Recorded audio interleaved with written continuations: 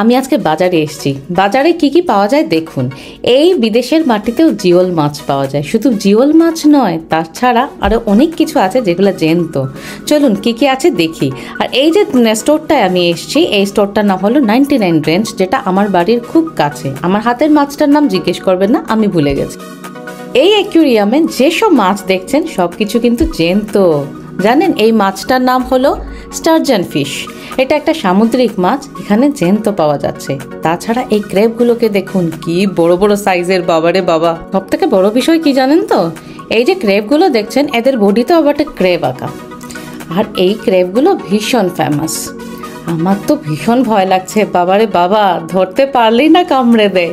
Crab খেতে আমি দারুণ ভালোবাসি, কিন্তু আমি কখনো নিজে রান্না করে খাইনি। আমি রেস্টুরেন্টে খেয়েছি। নিজে রান্না করে খাবো বললেই আমার ভীষণ ভয় লাগে। কি করে কাটবো, কি করে খাবো, কাটতে গিয়ে না কামড়ে দেয়, সেই ভয়েই কাটি না।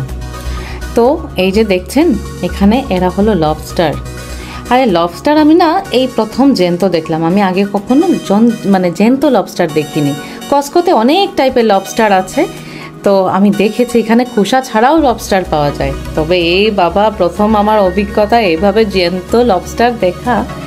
আমি তো দেখে একদম ভয় পেয়ে গেছি। তবে শ্রেয়ান আমার সাথে খুব এনজয় করছিল। ও পারলে অ্যাকুয়ারিয়ামের ভিতরে ঢুকেই না যায়, ওর খুব কিউরিয়াসিটি হয়েছে কি করছে ওরা কি খায়, ওদের হাতটা এরকম বাঁধা কেন, কি করছে। তবে আমি কিছু কিছু লবস্টার দেখলাম হাতগুলো বাঁধা। দেখুন, আমার মনে হয় ওরা একজন আরেকজনের সাথে খুব মারপিট করে, তাই জন্য এদের হাতগুলো এভাবে বেঁধে রেখে দিয়েছে। তবে ভয়ের কোনো কারণ নেই। এখানে মাছগুলো যা দেখছেন জ্যান্ত, ভাবছেন যেগুলো কি করে কাটা হবে, এগুলা ওরা দোকান থেকেই কেটে দিয়ে দেয়। আপনারা চাইলে কেটে নিয়ে আসতে পারেন। এগুলাকে কি দেখছেন তো, এইগুলাকে বলা হয় একেবারে আমাদের দেশি ভাষায় যেটা বলে মাগুর মাছ। একদম জ্যান্ত। আর এত বড় বড় সাইজের মাগুর মাছ হয় সেটা আমার কোনো আইডিয়াই ছিল না। আমি তো আমার বাবাকেও পাঠিয়েছি ভিডিওটা। বাবা ভীষণ বাজার করতে ভালোবাসে, তো তাই জন্য মাছ দেখে বাবা ভীষণ খুশি হয়ে গেছে। এই মাছগুলোকে দেখুন, একটু ইলিশ মাছের মতন লাগছে, যদিও এটা কিন্তু ইলিশ মাছ নয়। আর প্রত্যেকটাই জ্যান্ত। এত ভয় লাগছিল, আমি কখনো জ্যান্ত মাছ কোনোদিন কাটিনি, তো আমার ভীষণ ভয় লাগে সব দেখলে। দূর থেকেই ঠিক আছে। এগুলাকে বলা হয় ক্লেম। এইগুলা যেটা আমাদের একদম পাতি বাংলায় যেটা বলা হয় যে ঝিনুক। হ্যাঁ, তো এইগুলাকে দেখুন রানিং ওয়াটারে রেখেছে। রানিং ওয়াটার, আমার মনে হয় কি ঝিনুক নিশ্চয়ই রানিং ওয়াটারে থাকে, তো ফ্রেশ থাকে।